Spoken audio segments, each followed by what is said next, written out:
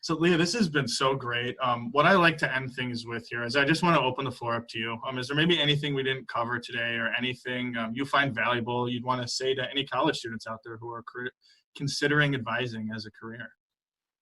I think that this is something that I've seen in my own practice is if you're considering a career in advising, you don't necessarily have to love advising, but you have to be one of two things.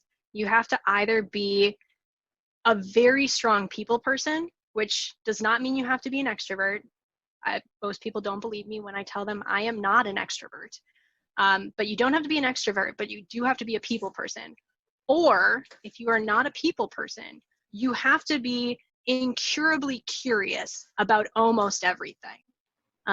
Because when you get into a meeting with a client, the thing that's going to differentiate you between other people, other advisors, other professionals is how well you connect to that individual. And that is going to be determined by you genuinely caring about that person.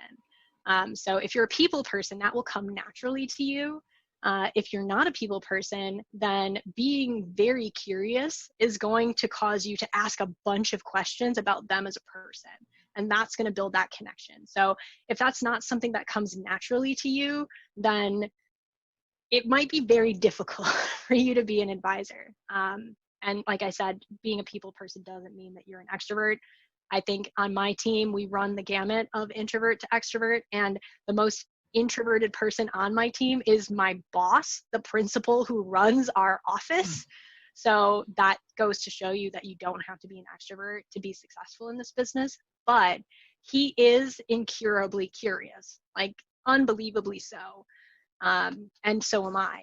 So I think that those are two traits that would serve people well in the advising space. And if you don't have them, you will have a very hard time because clients will have a hard time connecting to you and they might find you disingenuous. And that's the death knell of relationships. Like you have to care about your clients.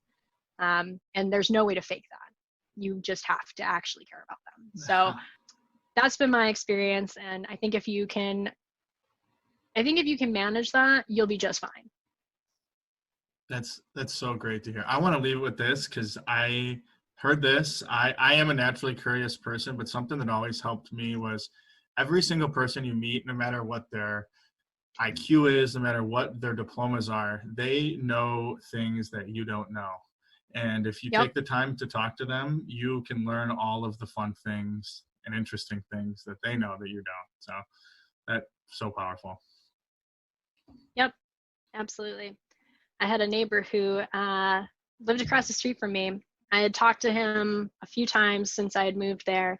And one day he came over to my driveway and he started telling me about the fact that he used to work in the popsicle stick industry, which I did not realize was a whole industry.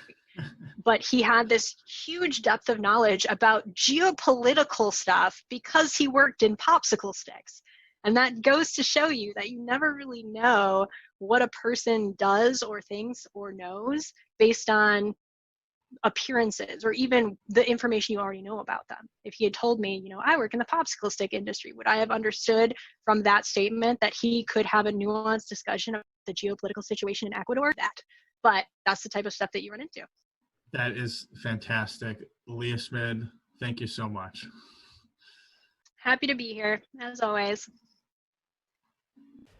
Hello, everyone. This is Vincent Pacillo, producer of the MSU WMA podcast, where we are inspiring and educating the next generation of financial planners.